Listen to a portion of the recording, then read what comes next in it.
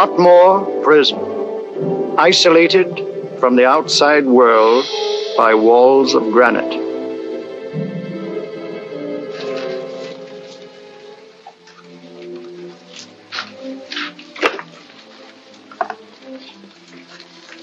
They say you could get out of here by merely telling what you know.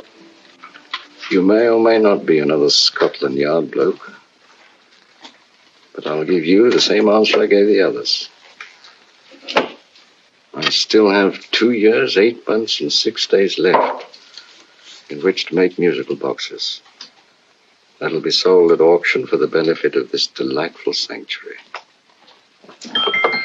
And I intend to serve them.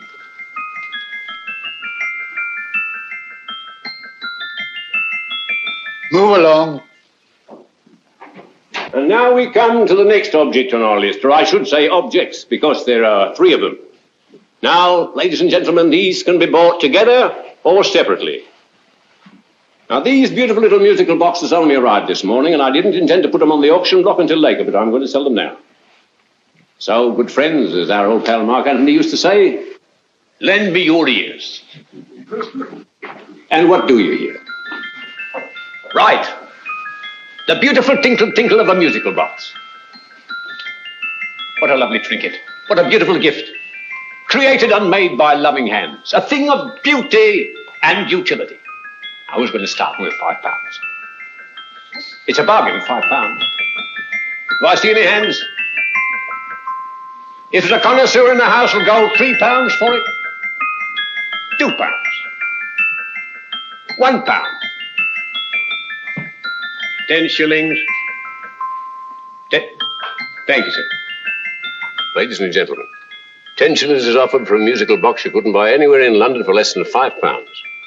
It'd be stealing to let it go for 10 shillings. Like taking milk from a baby. All right, we're selling for 10 shillings. 10 shillings, 10 shillings is offered, 10 shillings is offered, 10 shillings is offered. And anybody give me £1? Will give me £1? Oh, won't someone give me £1? £1, £1 is offered, £1 is offered, ladies and gentlemen, £1 is offered. It's against you, sir. Will you go to £2? We go to £2, sir. £2. £2 is offered. £2 is offered. Going once, twice, third and the last call. Sold to the gentleman for £2. Sorry, my dear. Now, ladies and gentlemen, comes the opportunity to purchase an exact duplicate of the beautiful little musical box just bought by this gentleman for the ridiculous low price of £2. Oh, it's exactly the same. Exactly the same. Made with the same hands. You hear that? Isn't that lovely? That tinkle, tinkle, tinkle, tinkle. Sounds like Bow Bells to me, you know, with little angels pulling on the rope, eh? Who'll give me £2 for it? Who'll start me with £2? Will anybody start me with £2? Oh, come, ladies and gentlemen. You know, from your enthusiasm, we might all be in Scotland instead of London. Please buy it for me, Daddy. £2, certainly not. We all might be in Scotland. Besides, I don't like his manner. £1, 10 shillings. £1. £1 is ours. £1 is offered. £1 is offered. Going £1. Any advance? Going once, going twice. The third and the last call. Sold to the lady for £1. Smart bidding, my dear. Thank you. We come to the third and last of these beautiful little musical boxes. Exactly the same. Tinkle, tinkle. Isn't that lovely? Ladies and gentlemen, I don't bring you here to gull you and swindle you. This is the exact replica of those 2 I just sold before.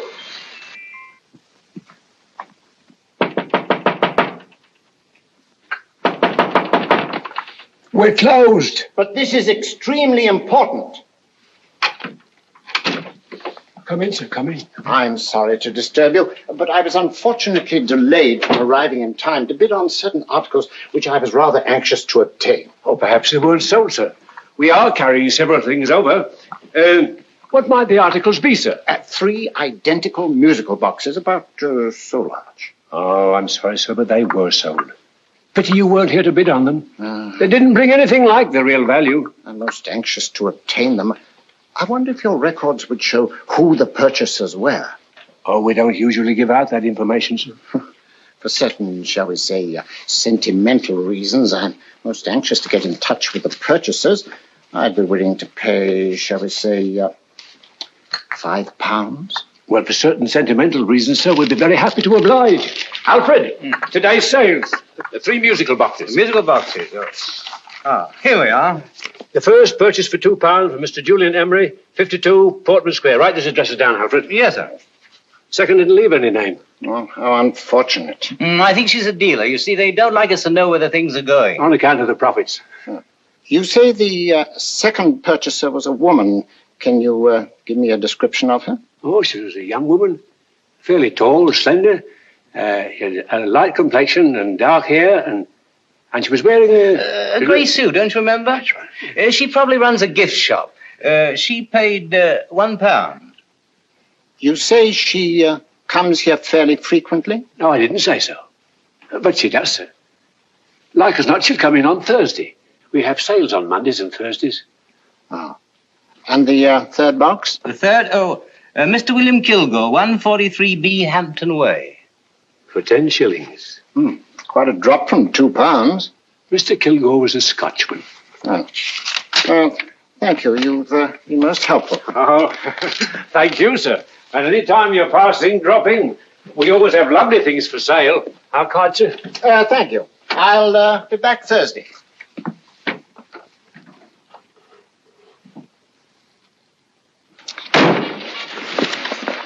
The message reached us too late.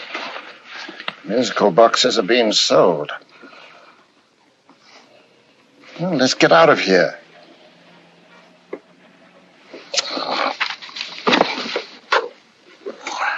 Someday you'll go too far. Reaching for a star, you fool. Yet a fool may touch a star, Colonel Cavanaugh, if he but reach high enough. But not possess it as you would. The musical boxes, they're being sold. What a pity for you, my dear Colonel. Is it my fault that the message reached us only an hour ago? Is it my fault that they were sold? She can't hold me responsible for that. Hope for your sake you're right.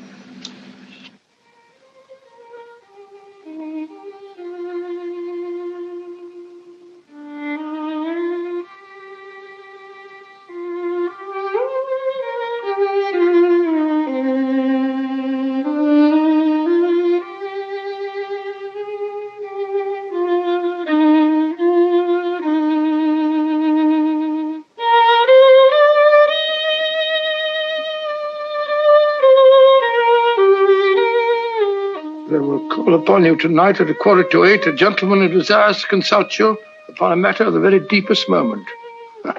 Remember that letter, Holmes? It was written over 2 years ago. An interesting case. Devilishly interesting. Irene Adler. What a striking-looking woman from the brief glance I had of her. Seems only yesterday. What charm. What poise. And what a mind. Sharp enough and brilliant enough to outwit the great Sherlock Holmes himself. I take it the new issue of the Strand magazine is out, containing another of your slightly lurid tales.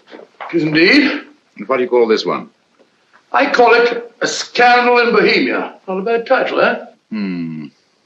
If you must record my exploits, I do wish you'd put less emphasis on the melodramatic and more on the intellectual issues involved. More on the What do you mean by that? Well, I do hope you've given the woman a soul. She had one, you know. By the woman, I suppose you mean Irene Adler. Yes. I shall always remember her as the woman.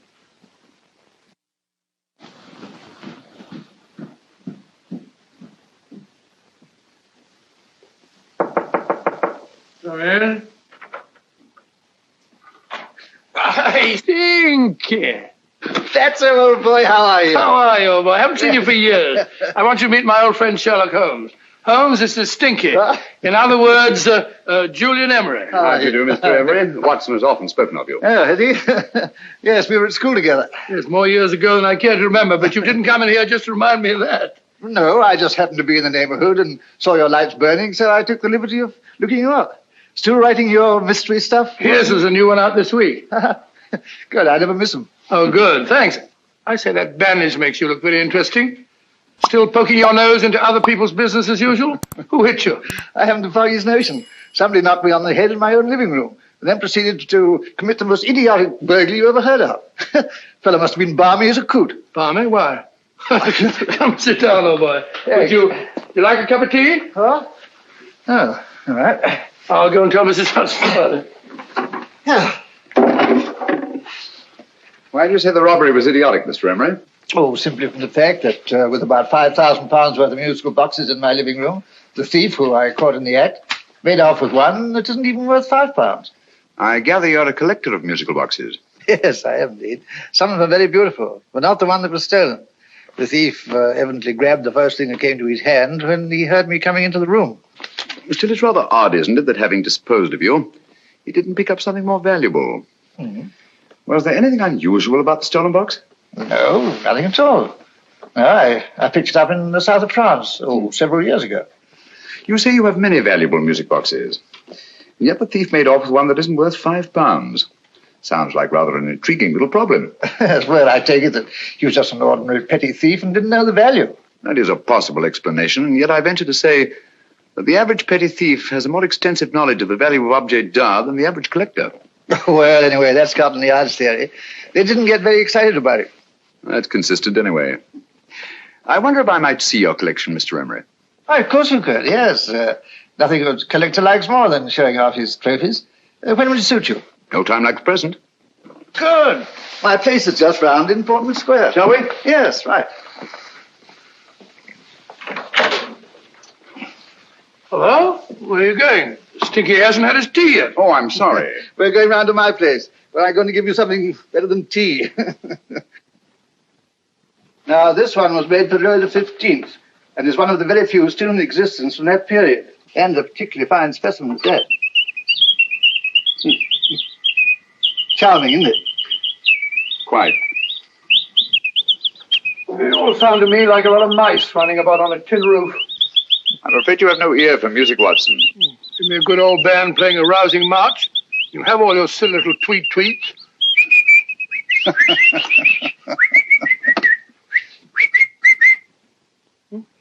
Another room. This is me.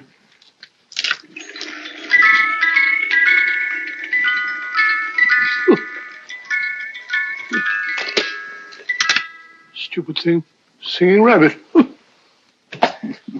What would you say offhand is the value of a box like that, Mr. Emery? Well, it's hard to say offhand, but I think we'll bring about £500 or £600 today. It's the gem of my collection.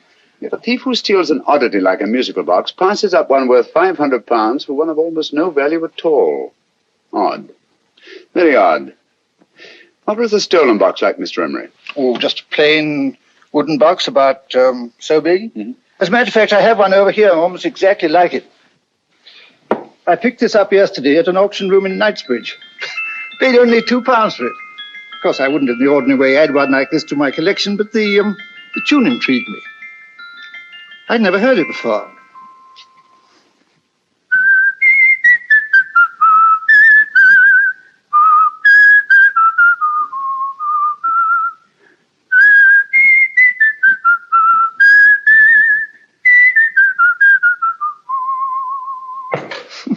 You have a remarkable ear for music, Holmes. Rather an unusual melody. Sit down, will you? Thanks. You say you bought that box at an auction sale yesterday? Yes, the Gaylord auction rooms in Knightsbridge. Mm-hmm. Run by old, what's his name? Crabtree. That's the man. At what time was the robbery committed? Oh, about 3 o'clock this morning. You know, Mr. Emery, that box and the robbery might well be cause and effect, especially since you say that the stolen box outwardly resembles this one a great deal. And Scotland Yard were not particularly interested, eh? Oh, yes, but I wouldn't blame him for that, especially as I told him I was quite unable to describe the thief, except, of course, for the fact that it was definitely a man. All you remember is that you came in here and someone struck you on the head. Yes, and the next thing I knew, my man was trying to revive me. It might be wise for you to put that box away somewhere and lock it up. Oh, I don't think that's necessary. Besides, everything's insured. Well, at least if any further attempts at robbery are made, I'd suggest that you call the police, rather than running into any personal danger. Oh, come, Holmes, aren't you being a bit of an alarmist? Possibly. Well, I must agree with old Stinky. Seems to me you are making rather a mountain out of a molehill. Molehill is the word, old boy, and it's time you were in bed. Thanks so much for letting us see your place. Now the best, been glad meeting you. Holmes, I can't understand why you were so mysterious. Seems to me the petty thief explanation was the only sensible one. Really? Yes, I can't see how you can believe it was anything else. I didn't say I believed it to be anything else. The petty thief theory is the obvious one, I grant you. However, it's often a mistake to accept something as true merely because it's obvious. The truth is only arrived at by the painstaking process of eliminating the untrue. We are not able to do that in this case without further data. Rubbish, you're pulling my leg. You're trying to turn a tuppenny halfpenny robbery into an international plot. No, I'm not. I just hope that your friend Stinky is a little more cautious in the future. Just in case.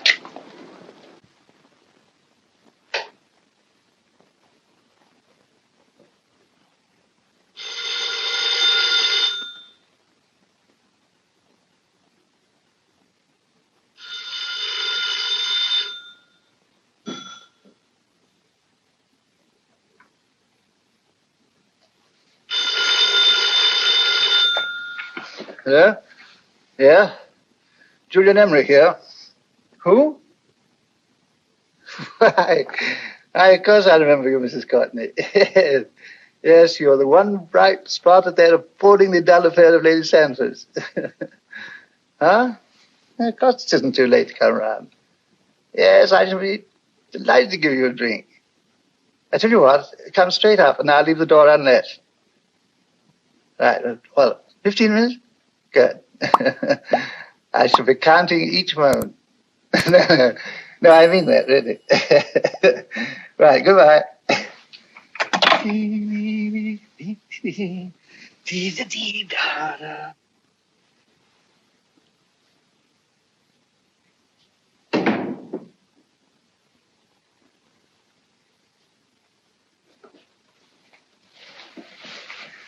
Boo! Oh, you startled me. Did I? Yes. Must be the pixie in me. I know I shouldn't have called you so late, but I was at a party just around the corner, and I remembered your invitation to see your collection of musical boxes. My dear Mrs. Courtney, pleasure is all the greater for being so unexpected. My friends call me Hilda. Thanks. Mine called me Stinky. Stinky, how quaint. Oh, what a perfectly wonderful collection of musical boxes. You know, when you told me you had a collection, I had no idea it was so attractive. Yes. They appeal to the ear as well as to the eye. Oh, what a plain little one. Why, it looks just like a country cousin amid all this grandeur. No. You mustn't underestimate the country cousin. Only last night a burglar broke in here, and with all these to choose from, went off with one very much like it. Really? Yes, I don't mind the loss of the box so much, but I do resent this crack on the skull. But it makes you look so interesting. Oh, do you think so? Uh-huh. It's funny, that's what old Fatso said. Fatso? I mean, Dr. Watson. He was here this evening with a friend, a Mr. Holmes. He's interested in my collection, too. Sherlock Holmes? Yes. Do you know him? I've heard of him. Yes, he seems to think I'm in some sort of danger. What a haunting tune. It takes me right back to my childhood. Really? Do you know, it's odd that you should be interested in that particular musical box. Odd? Why? Because Mr. Holmes is also interested in it. He may have been more interested in the tune than in the box. My dear, yes, that's right. I remember now. He whistled it note for note, having heard it only once. Really? He must be a remarkable man. Bit of an alarmist, if you ask me. Don't you believe in warnings? Of course not. Who'd want a box like that? I would. You're not serious. Oh, but I am. Well, you put me in a very awkward position. I'm a collector, you know. And the collector buys but never sells. But if the price were high enough... The price has nothing to do with it. It's the principle of the thing. Yes, well, we haven't had our drink. No, thanks. I must be getting along. Must you really? I'm afraid so. You're not walking out on me, are you? My reputation, Stinky. I say, you know, you are an attractive woman. Thanks.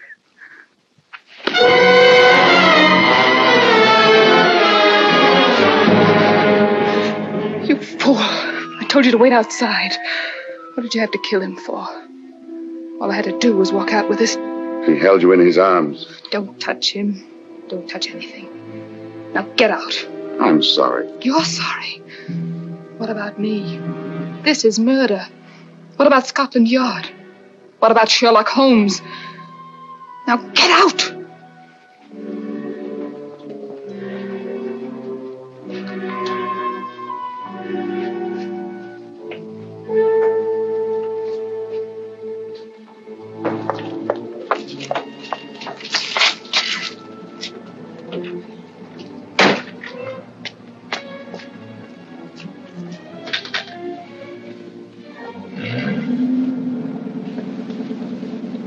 Did you get it?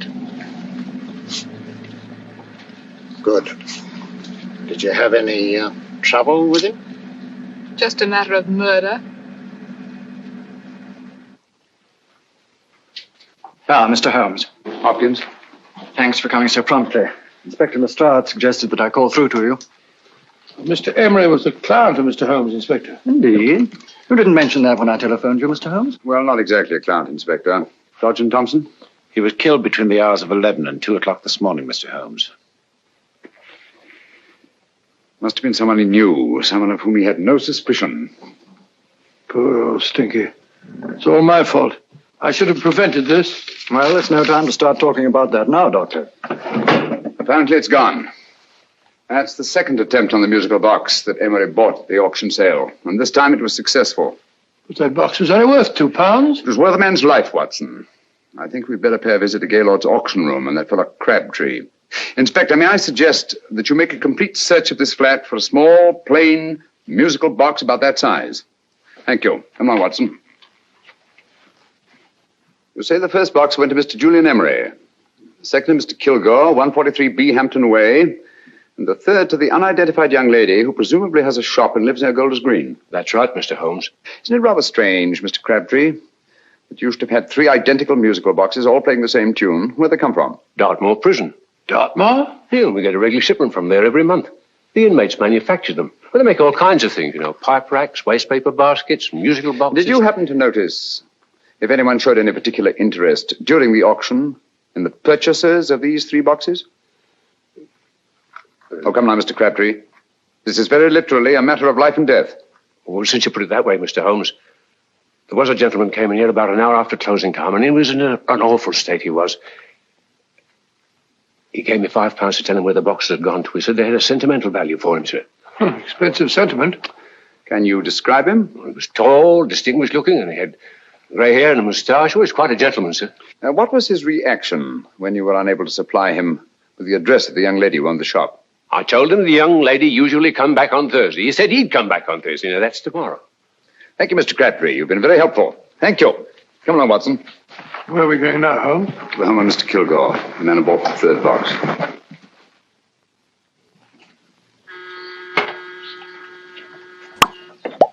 But hang it all, Holmes, how do you know those other 2 musical boxes are of any importance? I don't, but I certainly have no intention of waiting until the owners are murdered to find out.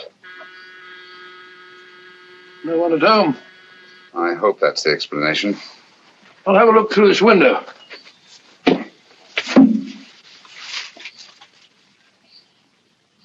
Doesn't seem to be anyone there. The whole place seems deserted as far as I can see. Yes. Mr. and Mrs. Kilgore at home? No. When do you expect them? Oh, in an hour or so. There's no use you're hanging about. They don't buy nothing from peddlers. Peddlers? My good woman, this is Mr. Sherlock Holmes. Sherlock Holmes? Oh, go on. Do you mind if we come in and wait? My business is rather urgent. Well, I've got to go out and do my shopping. And I don't know as Mrs. Kilgore like any strangers nosing about. Quite all right, I assure you. Well, I've got to be off. You two wait in the parlour. And no smoking either. Mrs. Kilgore says it smells up the house. Funny old girl, Holmes.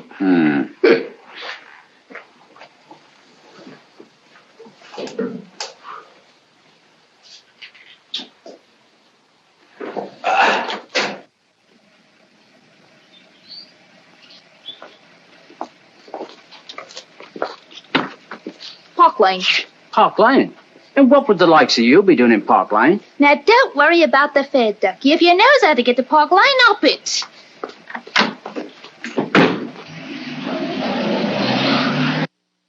You know, Holmes, I've been thinking. There must have been something hidden in that box of old Stinky's. Stolen jewelry, possibly. What's up, Holmes? Listen. What's just the steam in the water pipes?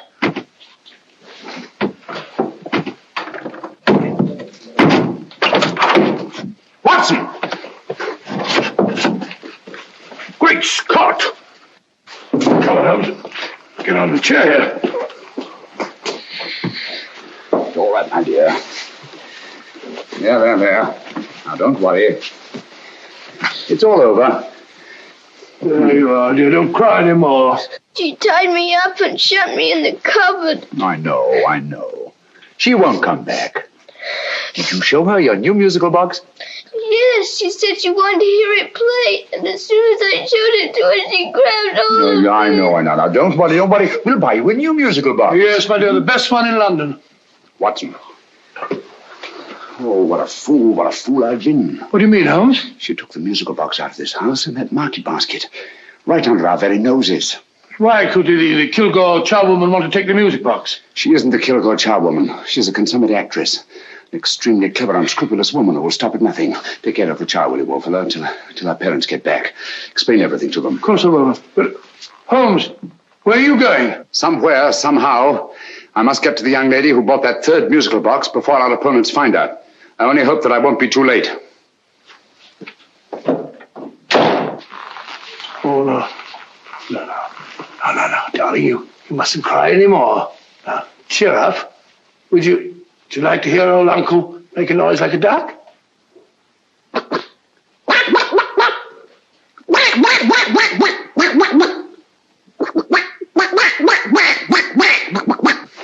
Oh, sorry.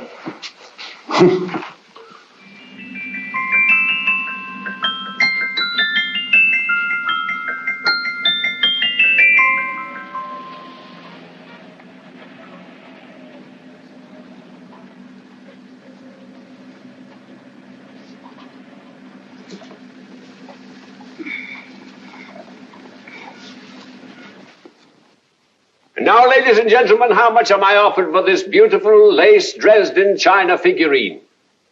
A lady of the French court. Now, this is the genuine article. What a beautiful ornament for your mantelpiece. Or you could use it as a centerpiece on the dining room table. Now, will somebody start me for £10? Will somebody start me for £10? £8? £7?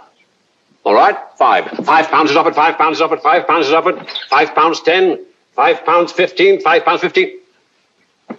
£6 is offered, £6, going once, going twice, the third and the last call. Have you all done? Sold to the lady from Twickenham for £6. Next, we have a real museum piece, ladies and gentlemen. A fine 19th century doll. The costume an exact replica of the holiday clothes worn by the Hungarian peasant women. Now, ladies and gentlemen, an article like this would cost you from £15 to £20 in a West End shop. I'm not going to ask you for anything like that. Who'll give me £2 for it? £2. Anybody offer me £2? £2 for the Hungarian? £2? £1. What? Anybody give me £1? Anybody offer me £1 for the doll? £1 is offered, ladies and gentlemen. £1 is offered. Now, I'm not going to waste your valuable time or mine in trying to get one half of what this beautiful doll is worth. If the young lady can steal it for £1, that's her good fortune. So it's going once, it's going twice, the third and last call. Any more? Sold to the young lady for £1.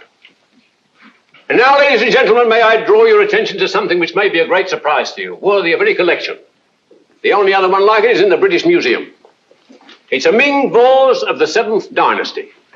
This vase lay in a large collection somewhere outside Rome for over 2 centuries, I understand. It was discovered there by the noted antiquarian Sir Andrew Coppleston.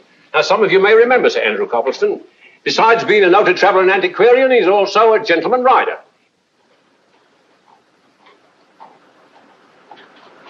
The girl with the parcel in her hands, that's her. Are you sure that's the girl? Well, she fits perfectly the auctioneer's description. Follow her, Hamid.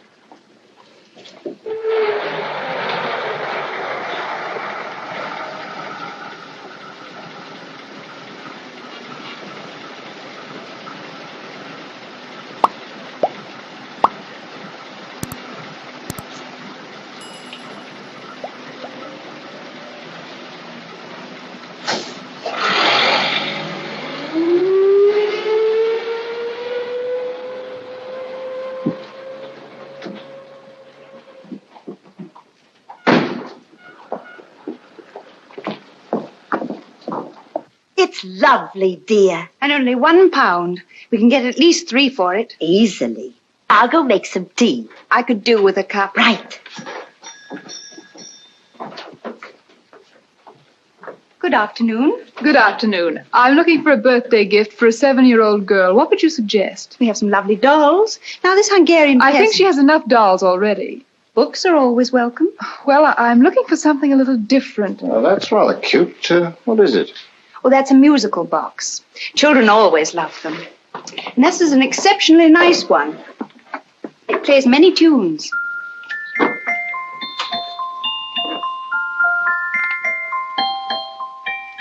Have you any others? Yes. If you'll just step this way. I have only 2 left.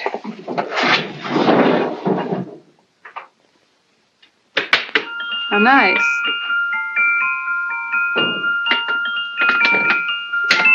Are you sure this is all you have? I'm sorry. They're rather hard to find, you know. That's our entire allotment. I did have one other, but I sold it earlier this afternoon. But it was only a plain wooden one. It wouldn't have been a very nice gift for a child. Really? Do you happen to know who the purchaser was? Why, yes. He left his card, just in case anyone should inquire for him.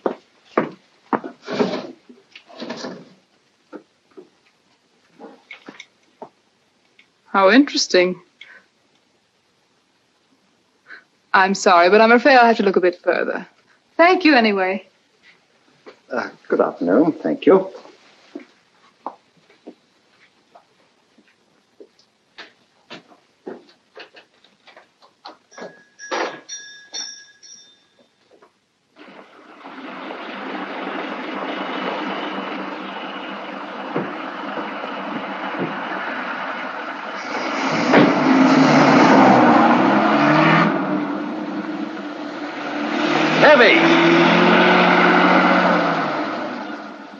Follow that cab. Here now, what?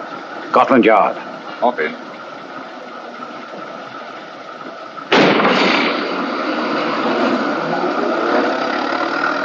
Sherlock Holmes. I might have known.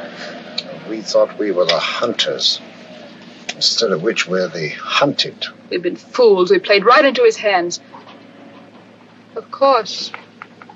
He's had us followed. Don't look. The man in front of the toy shop. Hamid, turn sharp right at the next corner and again at the next.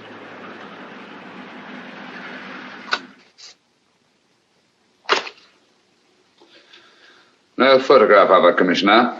As I expected. She's not a known criminal. But how do you expect to know if you do find her? After all, she was disguised as a charwoman. Don't worry, old fellow. If I ever see her again, I'll recognize her. Well, it won't be long till we know who they are and from where they operate. Who's covering them? Sergeant Thompson's following them, sir. They won't get away from him. He's a good man. We could have arrested them at Clifford's toy shop if we had any proof.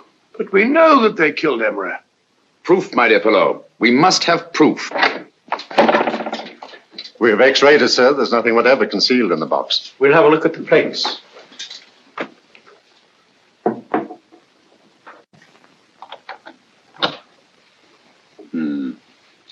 There must be some clue. And it's probably so obvious that we've all overlooked it. Seems to me we're up against a bunch of lunatics. Not lunatics, my dear fellow. Extremely astute, cold-blooded murderers. What can these little musical boxes have in them that's so important? Don't forget they were made in Dartmoor prison. You can smuggle stuff into prison, but not out. Do you want us to break the box apart, sir, to see if there's anything the X-ray hasn't caught? No, not yet. Do you mind if I take it? Certainly. Thanks.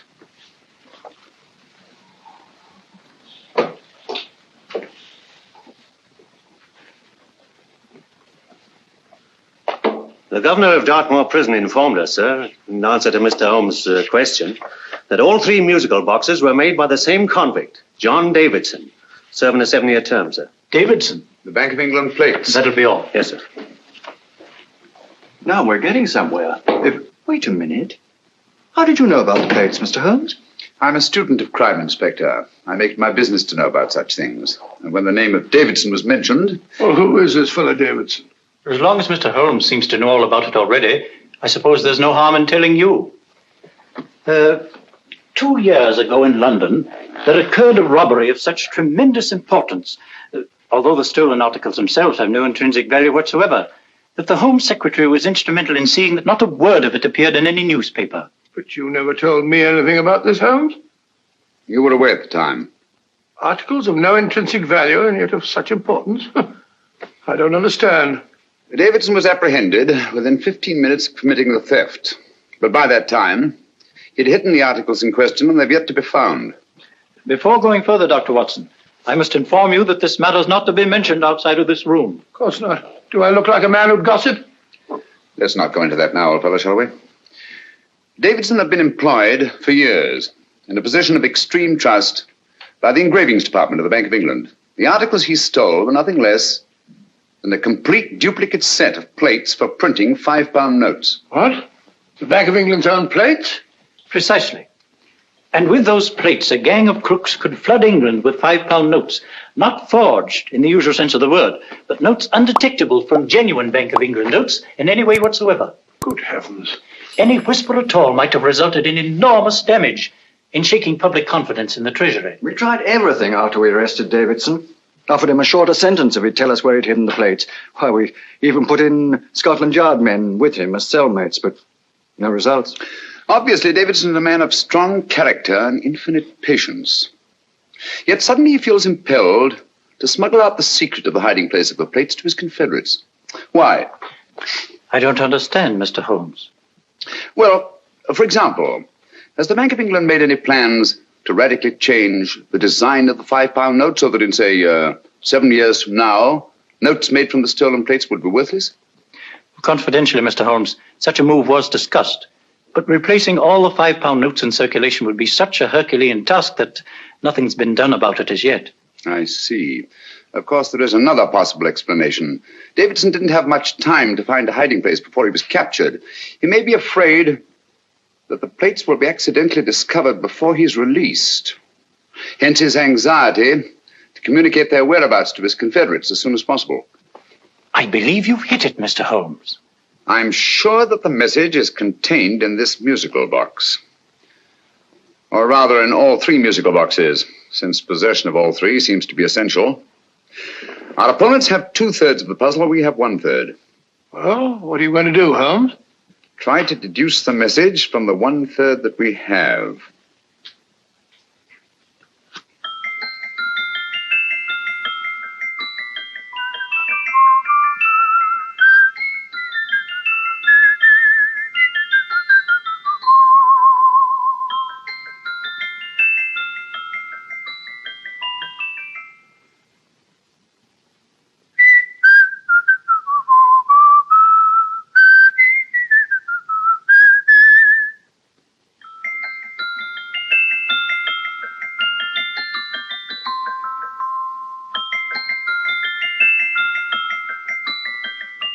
It's the same tune as the one played by Emery's musical box.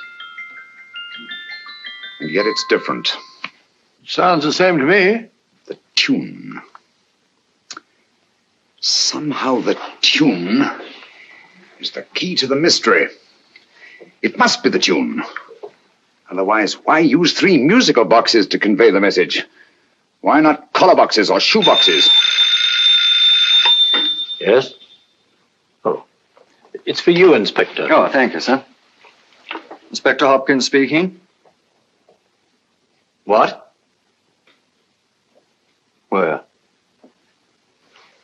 Golders Green Station reports they've just found Sergeant Thompson's body. From the tire marks on his clothes, he was apparently run over by a taxi. What an unfortunate accident. Not an accident, my dear fellow. I'm afraid it's murder. You never know just who you're going to meet when you're walking down a busy London street. Mrs. Hawkins, Mrs. Brown, any subject of the crowd. Oh, you never know just who you're going to meet. So you better hold your topper in your hand, just in case you meet a lady on the Strand.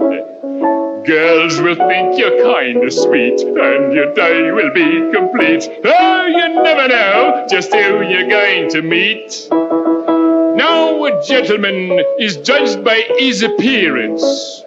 Yes, a gentleman is judged by how he talks. Now he's much better off when he's acting like a toff, especially if he's taking him a walk. What on earth is this outlandish place?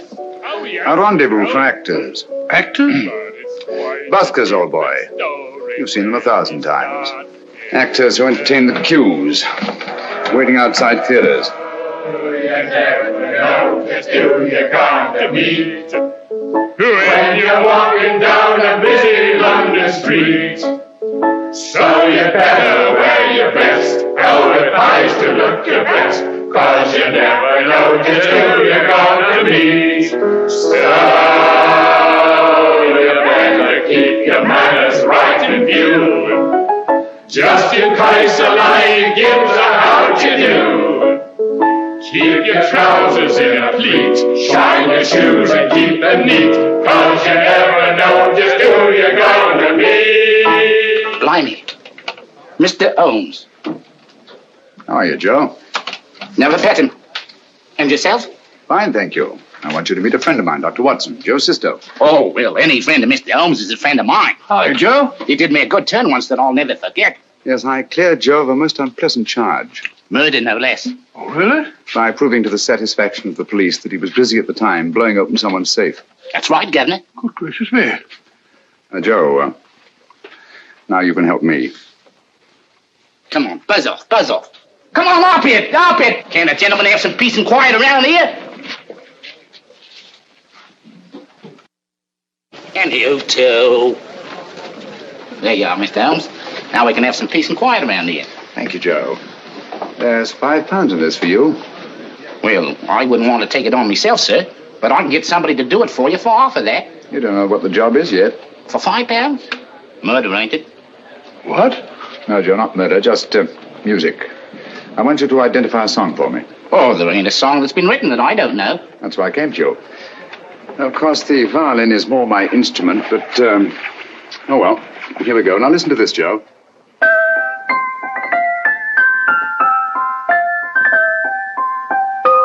Wait a minute. You're playing that wrong. That should be E natural, not E flat.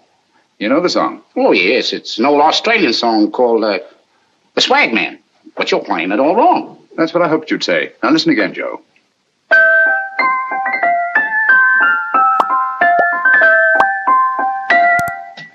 That's the same tune, all right. But you're making different mistakes than you did the first time. No, not mistakes, Joe. Call them variations. Here, play the song for me, will you, the way it's written.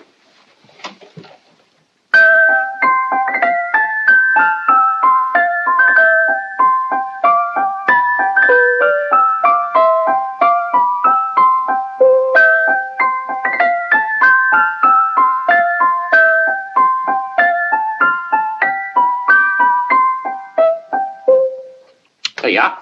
Thank you, Joe. What's it mean, Holmes? Are you onto something? Perhaps. I don't know yet. It's probably a code of some sort. Joe, could you write the song down for me? The way it was originally written? Oh, sure, Mr. Holmes. But it'll take a few minutes. Mm-hmm. Here, Mabel. Pale ale. Come on, up to it. Along with it.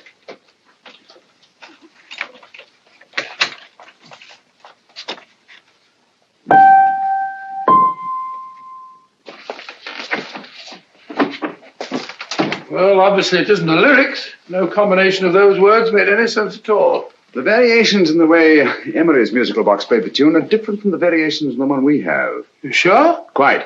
You see, I took the trouble to memorize the tune as played by Emery's box that night we were with him in his flat. Holmes, you amaze me. Elementary, my dear fellow. One of the first principles in solving crime is never to disregard anything, no matter how trivial. But why are 3 boxes? Why not 1?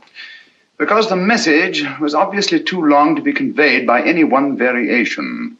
Then there's the 3rd box, the one that woman took from the Kilgores. That contains yet another set of variations. Yes, well, it's all beyond me.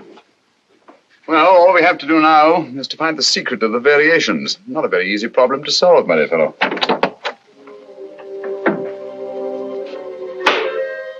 Hello. What's up? We've had company.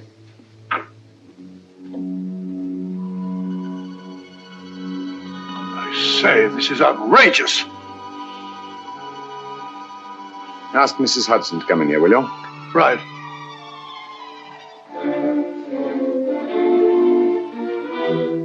Hudson? Yes? Oh, there you are. Will you come up here at once, please? Oh, coming, sir.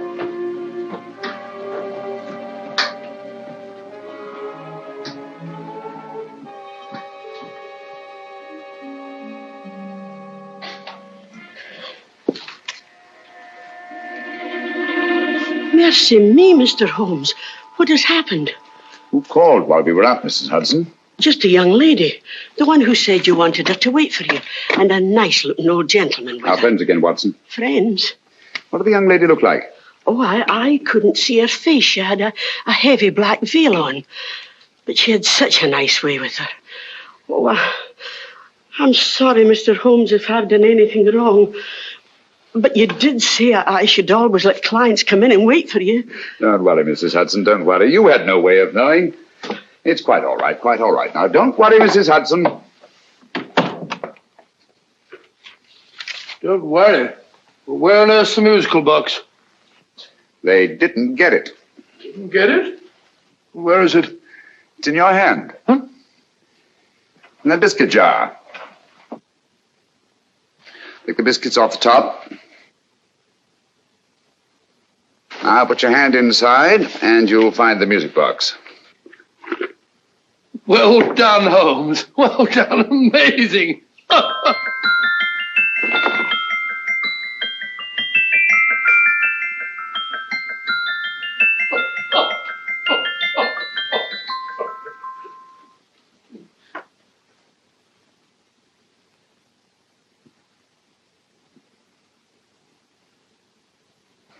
Whew. Nice fresh smell. Like a pub after closing time.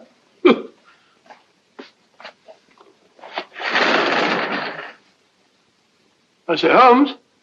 What? It's morning. Allow me to congratulate you on a brilliant bit of deduction.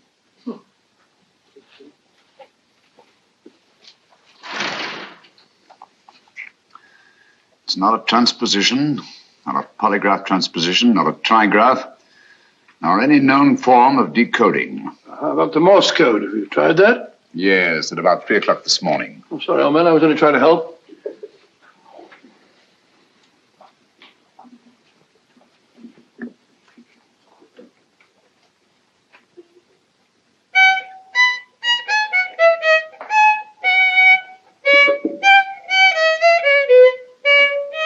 Oh, do me a favor. Not again. Must have heard that thing 1,000 times.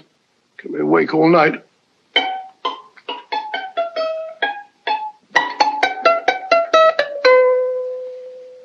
Not a very distinguished composition, I grant you. You know perfectly well I don't know one tune from the other. When I was a kid, my people tried to have me taught the piano. I've always felt sorry for that old teacher of mine. The poor old girl finally reached the point of numbering the keys for me. 1, 2, 3, 4. Even then, I never progressed beyond... Numbering the keys, Watson. The 19th key of the keyboard is the 19th letter of the alphabet. S. Here. Write it down when I give it to you, old fellow, will you? First altered note. Write S first. Now, the 8th key is H. The 5th key, E. The 12th key, L. The 6th key, F. S-H-E-L-F. Shelf. Your piano lessons were not in vain, old fellow. You've solved it. Thank you. Thanks, Owen. Hold it. We now have 2/3 of the message. Behind books, third shelf, secretary, Dr. S. Presumably, these are the first and second portions of the message. And this gang has the first and third parts of it. Precisely. Then it's a stalemate? Yes, Commissioner, but we can't leave it like that. There's no doubt in my mind that they'll try to secure our third of the message that's missing. Well, I assume you've taken every precaution to guard the Clifford music box. Oh, yes, it's carefully hidden at Baker Street with Dr. Watson on guard. However, I'm reasonably certain that, difficult as it may be, we can find the plates even without the missing part of the message. Behind books, third shelf, secretary, Dr. S. Well, outside of the fact that Davidson hid the Bank of England plate somewhere in London, Mr. Holmes, I don't see that we've progressed at all. Allow me to point out to you, sir, the key words, Dr. S. It looks as if the plates were hidden in the house of the doctor. Whether S stands for his first or last initial remains to be determined by a process of elimination. Well, there must be 10,000 doctors in London with S for a first or last initial. Precisely. And every one of them will have to be questioned in person. That's why I say this is a task for Scotland Yard. It's a task, all right. But Scotland Yard has searched worse haystacks and found the needle. Well, for the time being, I'll leave the matter in your hands, gentlemen. We'll call you if and when we get a lead on our mysterious Dr. S. Thank you. In the meantime, I intend to follow up a little clue concerning a cigarette.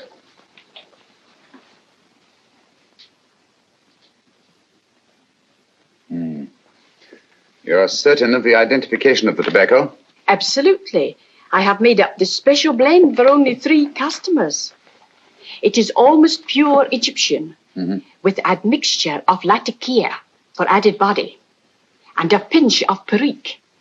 Merely a whisper, as one might say, for elusive fragrance. Yes. And the 3 customers? Major Wilson in Bombay, India. Mrs. Catherine Leamington Smith in Ireland. Yes, and the 3rd? Mrs. Hilda Courtney of Park Mansions, Bryanston Square. Thank you. Thank you very much. You've been most helpful. It is a pleasure to have been of service, Mr. Holmes.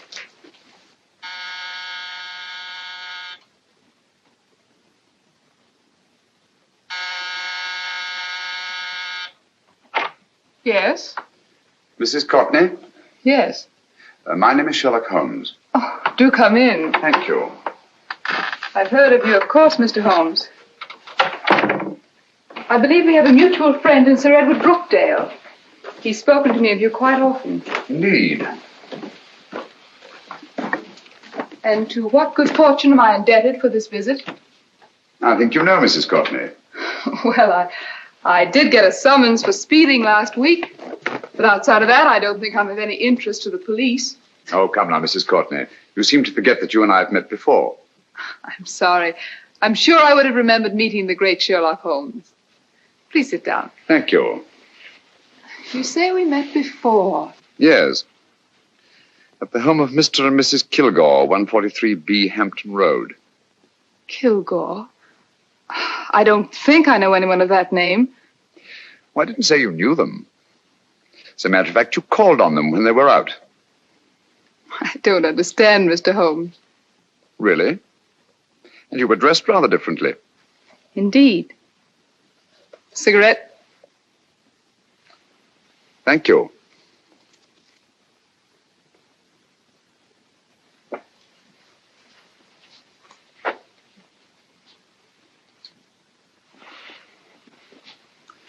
Thank you.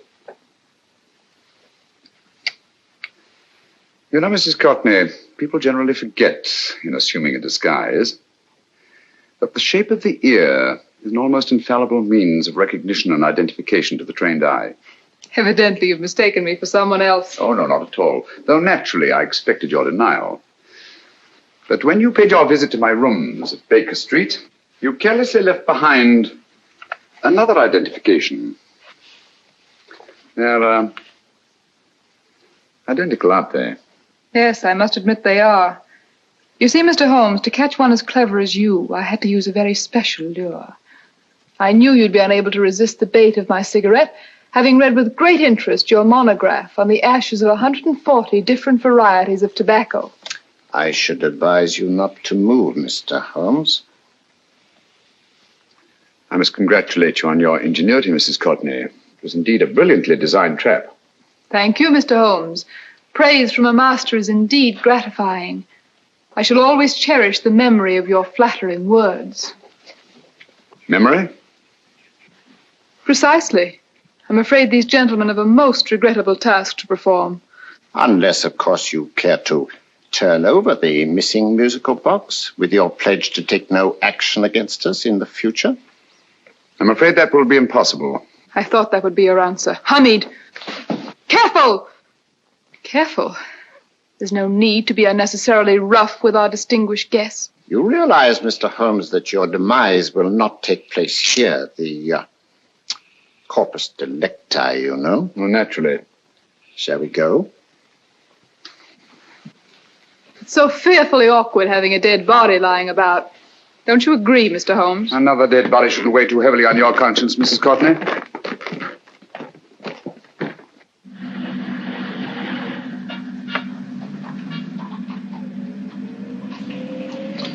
You mind if I have a cigarette? Don't see why not.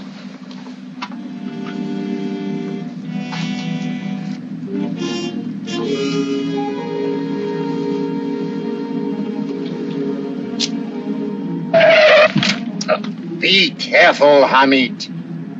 It's the brakes, they bind. Thank you, Colonel Kavanagh. It's very considerate of you.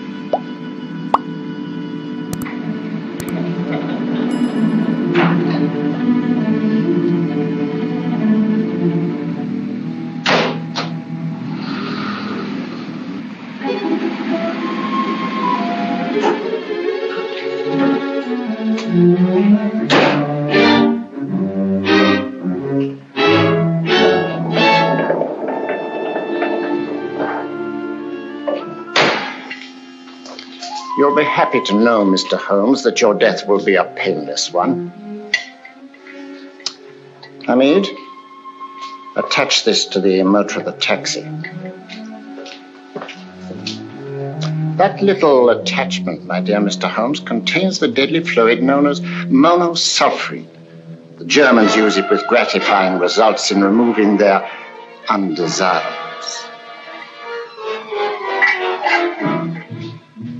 Start the motor.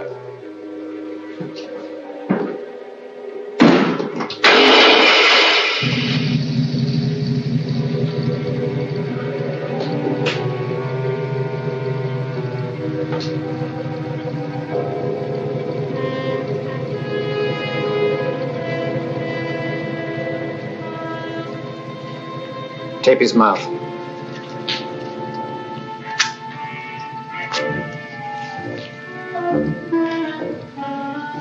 Now, up with him, Hamid.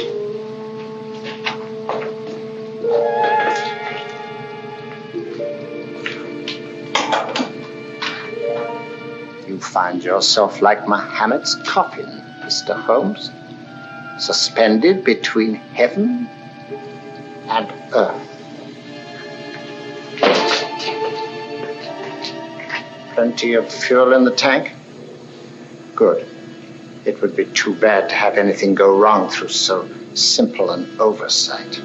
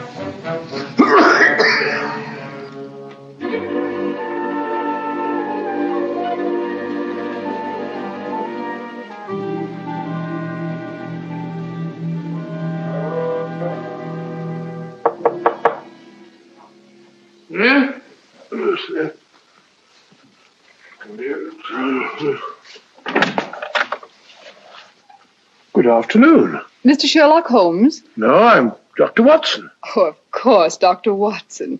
How stupid of me. Oh, so stupid of me. Won't you come in? Well, I really came to see Mr. Holmes. Oh, I'm afraid he is out. I don't know when he'll be back. Perhaps there's something I can do. Won't you sit down? Thank you. You know, Sherlock Holmes and I have been engaged on a great many cases. Oh, really? Yes, indeed. As a matter of fact, this very moment we're involved in one of the most baffling... won't you tell me your trouble? I may be able to help you. That's very kind of you, Dr. Watson. Perhaps if I wouldn't be imposing too much. Imposing? Oh, there's no imposition. No imposition at all. A pleasure, I assure you. Now, tell me all about it, Miss Williams. Mrs. Williams. I live in Surrey, Dr. Watson, and I've come up to London in sheer desperation. My only sister has disappeared, and the local police seem utterly unable to find her. Well, Holmes and I solved a case exactly like that once. Very interesting, as far as I remember. I call it the adventure of the solitary cyclist. Oh, sorry. Now I come to think of it, it wasn't so very similar. Entirely different. I don't think what I was saying. Where were we? She's only 17, Dr. Watson, and until she disappeared last Thursday, she seemed to be in the best of spirits. Possibly a romantic entanglement? Oh, no, nothing of the sort. She left no note, didn't even pack a bag, no explanation. She just started to walk to the village from our house in broad daylight and simply vanished from the face of the earth. Oh, there. Might I have a glass of water? Glass of water. Have one in 1 minute.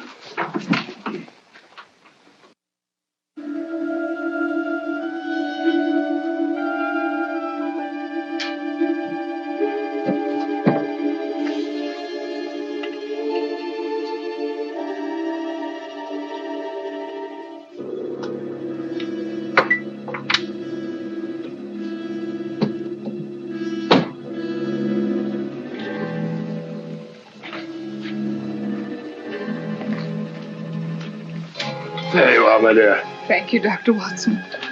No, you're not to cry anymore. You must pull yourself together. Oh, I feel much better already knowing that you're going to help me. Oh, Dr. Watson, look! Good heavens!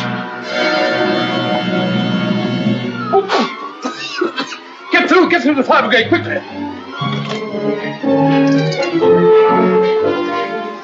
Haven't you a fire extinguisher? By Jove, we have in the kitchen.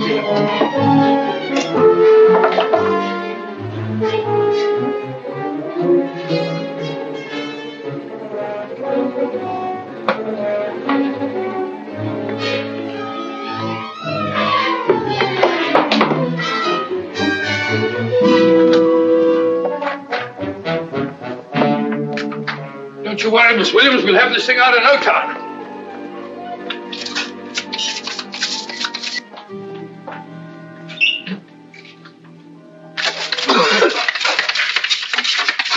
That's got it. It's a mare. Well, you see, there was no need for the fire brigade after all. I hope you weren't too frightened, Miss Williams. Gone. What's the trouble with women? They always lose their heads in an emergency. Well...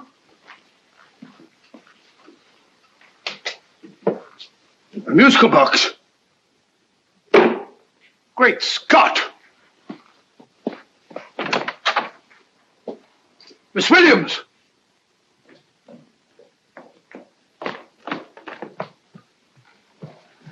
Well? Good. And Holmes? By now, Mr. Holmes has no doubt exchanged his violin for a harp. Always assuming that heaven is his destination. Yeah. And now that we have the missing musical box.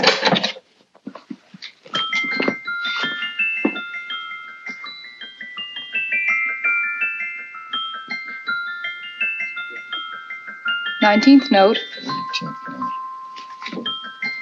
19th letter. Yes. He hasn't been there, you say? Holmes, where on earth have you been? I've been trying to get you at the club, at Scotland Yard, all over London. You're looking for me in the wrong places. Holmes, terrible things happened. I've been duped. That woman, she made a complete fool of me. Well, what do you mean? Well, she came here and let off a smoke bomb. I thought the whole place was on fire, and my first thought was to save the musical box. No need to say any more. She has the box. Yes. Don't blame yourself too much, old fellow. She's an extremely clever antagonist. Smoke bomb, you said? Well, you can console yourself with the thought that your charming friend is at least a reader of yours. What do you mean? If I remember correctly, you wrote about my little experiment with smoke and the cry of fire in a story you entitled A Scandal in Bohemia, which has just appeared in the Strand magazine. All right, old boy. Don't rub it in. Well, it may cheer you up to know that you made a fool of me, too.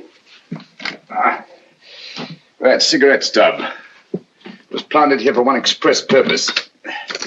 We're going to bandaging around this place. Bandaging? What's the matter, Holmes? You hurt? Explanations will have to wait until later. At the moment, we're faced with a problem which I fear is insurmountable. Come over here, old boy, will you? Right. Our opponents are in possession of all three parts of the code. And here are we, while the Bank of England plates pass into their possession. Cheer up, old fellow, cheer up. As Dr. Samuel Johnson once said, there's no problem the mind of man can set that the mind of man cannot solve. What's that, old fellow? I was just quoting Dr. Samuel Johnson. He said there is Thank you, Watson, thank you. Leaving the front reception room, we come into the main hall, where Dr. Johnson was in the habit of passing through to have his meager meals in the dining room opposite, in company with his friend and biographer, James Boswell. We will now pass up the stairway, which remains in its natural wood finish, just as it was when the good doctor was here. The framed etching on the wall is believed to have been presented to Dr. Johnson by the distinguished painter, Sir Joshua Reynolds.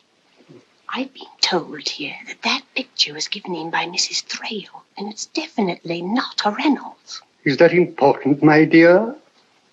Oh, I'm sorry. This way, ladies and gentlemen, please, this way. Move along, children, move along. The secretary's not on this floor. Patience, Hamid. I've a feeling My that... dear Colonel, with Sherlock Holmes out of the way, what could go wrong?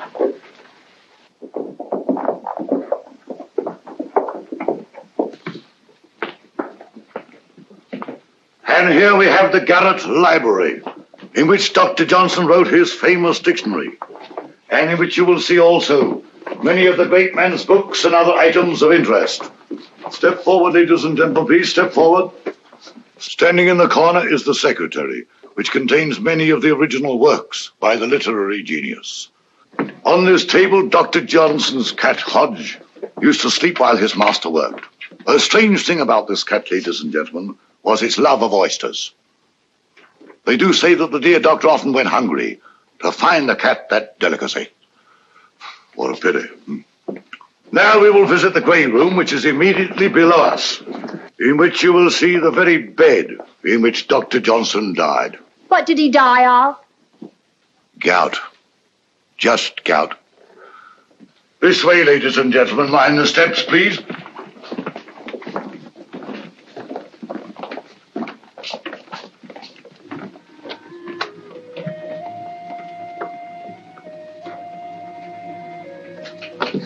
Your keys.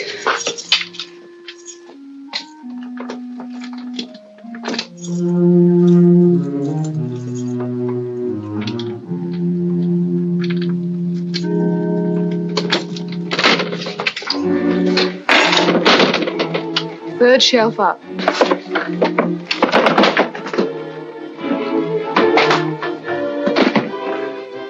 The knife.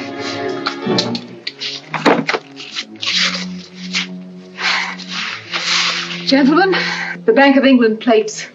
Well, Mrs. Courtney, so we meet again.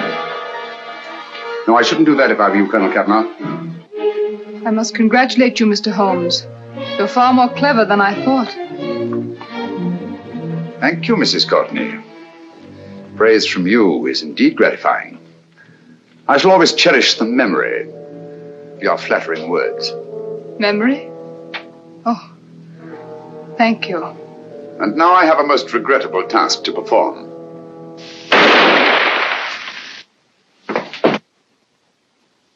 Holmes! Coming, Holmes! Holmes! You all right? Perfectly, thank you, old fellow, but I think this gentleman on the floor requires some medical attention. We must see that he looks his best, you know, when he's hanged. Take them in charge.